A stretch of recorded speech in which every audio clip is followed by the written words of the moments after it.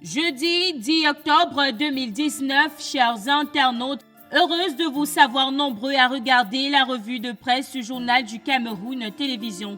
Commençons avec cette information sur le mouvement d'humeur qu'il y a eu hier mercredi 9 octobre 2019 du côté de San-Mélima dans le département du Dja-et-Lobo, région du Sud. Le quotidien Le Messager titre « Péril sur le vivre ensemble, scène de guerre civile à San-Mélima ». Selon le journal, c'est l'assassinat par agression d'un conducteur de moto qui serait à l'origine des affrontements qui ont déclenché entre ressortissants des communautés Boulou et Bamoun. Le journal propose ample information en page 8 de son édition de ce jeudi 10 octobre 2019.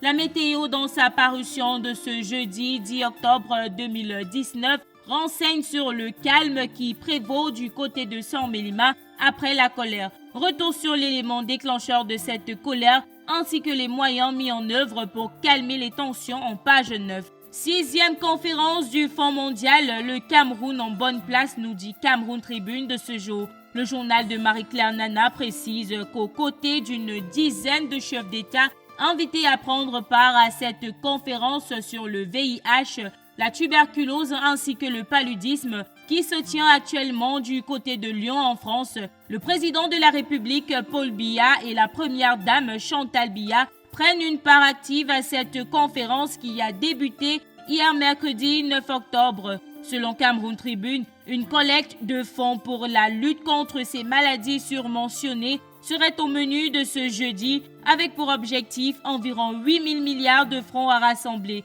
Les détails en pages 2 à 3 de Cameroun Tribune, paru ce jeudi 10 octobre 2019. Grand dialogue national sans exclusive, la presse camerounaise en reparle. Selon le quotidien Mutation, le statut spécial recommandé pour les deux régions anglophones reste la feuille vide de cette grand-messe. Selon le journal de Georges Alain Boyomo, son contenu a été laissé à la discrétion du chef de l'État Paul Biya, bien que plusieurs, tels que Pierre Alaka, Ellie Smith ou encore Amadou Serrou, continuent de donner leur avis. Les détails en pages 8 à 9 du quotidien Mutation, paru ce jeudi 10 octobre 2019. Toujours avec Mutation, découvrez la nouvelle stratégie du professeur Maurice Kamto, président national du Mouvement pour la Renaissance du Cameroun, dévoilée après sa sortie de prison le samedi 5 octobre 2019 à Yaoundé. Vous voulez connaître cette stratégie? Eh bien, rendez-vous dans les colonnes du quotidien Mutation, paru ce jeudi 10 octobre 2019. Statut spécial des régions anglophones après le grand dialogue national à la une du magazine Défi Actuel dans son numéro de ce jeudi 10 octobre 2019. Selon le magazine, il pourrait y avoir un piège derrière cette recommandation, d'autant plus que des voix ont commencé à se faire entendre au sein de d'autres régions pour revendiquer les mêmes privilèges. Et puis le magazine propose l'interview de Dieudonné et Somba, selon qui le statut spécial serait une source permanente de problèmes.